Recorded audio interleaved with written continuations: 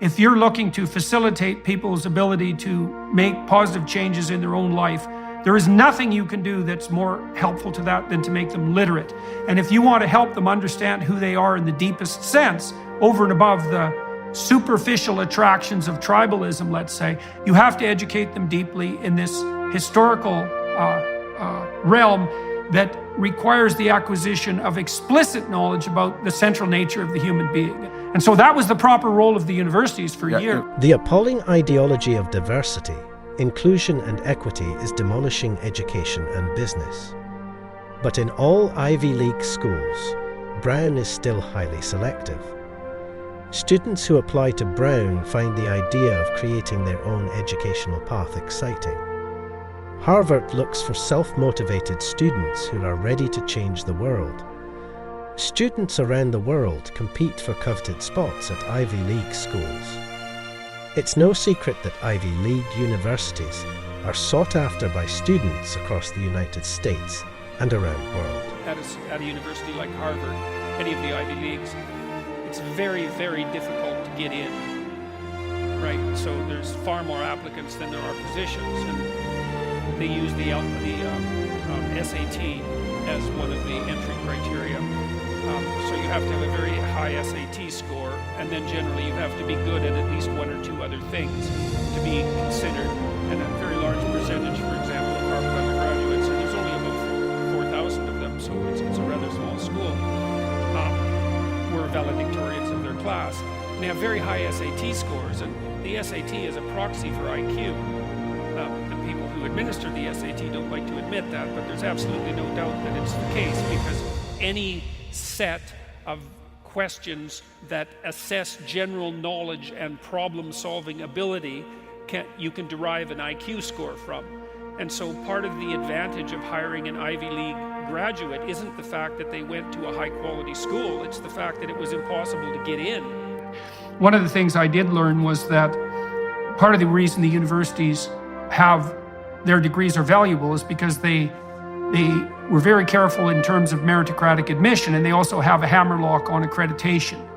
And so once you have an MBA, obviously you're accredited as an MBA graduate from a given school, and that means you had a certain peer network and a certain level of intellectual proficiency even to get into the program, certain degree of conscientiousness to rigorously pursue the program and pass it.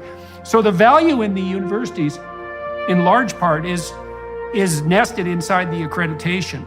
Now you could imagine, and I don't think this is technically impossible, you could imagine a system of blockchain accrediting tests that would be freely available to people. You know, I would do this on a for-profit basis. Go to trade school. At least you'll learn something useful. The Ivy League supports students in achieving academic. There is no denying that obtaining an Ivy League education brings with it a sense of name recognition and prestige. These have highly selective admissions processes, reflected by the fact that Ivy League schools on average accept just 7% of applicants. That number can seem discouraging. Rather than taking the highest scorers of all races, genders, and creeds, Ivy League institutions are making decisions based on the color of an individual's skin. If you got into an Ivy League school, as soon as you got in, you were basically a member of the 1%. Now, you might have been a junior member, but you were definitely a member. And I thought that was perfectly fine because, in some sense, because the Ivy Leagues did a damn fine job of merit-based selection. Now, it wasn't perfect. There were legacy students, for example, and there was a bit of play in the system there, but fundamentally, Harvard and the other Ivy Leagues had transformed themselves from old boys clubs in the 1960s into highly elite intellectual institutions by the 1990s. But then what I saw too, and this was so interesting, was that being junior members of the 1%, with almost certain hallmark of long-term success as a consequence of Ivy League admission, wasn't enough for many students and their idiot professors.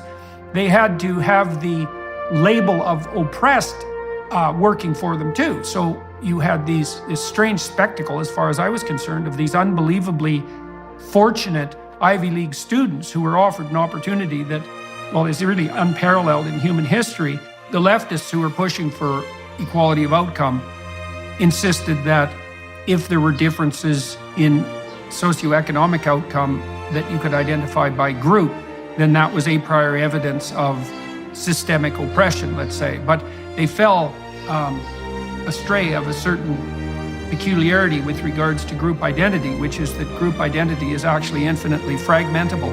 And so when I walked through that, I thought, well, Western culture had actually solved that problem several thousand years ago by pointing out that the appropriate level of analysis is the individual, because the individual has a unique identity that is in some sense a consequence of all their multiplicitous group identities, but singularly, what would you say, singularly representative of each individual. And so then you let individuals compete and cooperate in a fair market, and that's the best possible way of moving towards the right balance between equity and wealth. Dr. Jordan Peterson believes that the public education system is being corrupted along the ideological lines far faster than the universities. The biggest flaw in the US educational system is excessive regulations and the immense bureaucracy they create.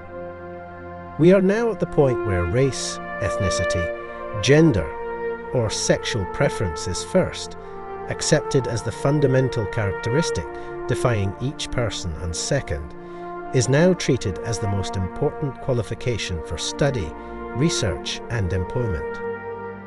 All your institutions are corrupt and basically predicated on dominance and power. And I think, well, this is a big problem because the conservatives are objecting to the corruption of the institutions in the manner that you just described. They're captured by the woke ideology. But the underlying message to people is kind of the same, which is our fundamental institutions can no longer be trusted. And the problem with beating that drum on the conservative side, as far as I can tell, is that you add fuel to the fire on the left side.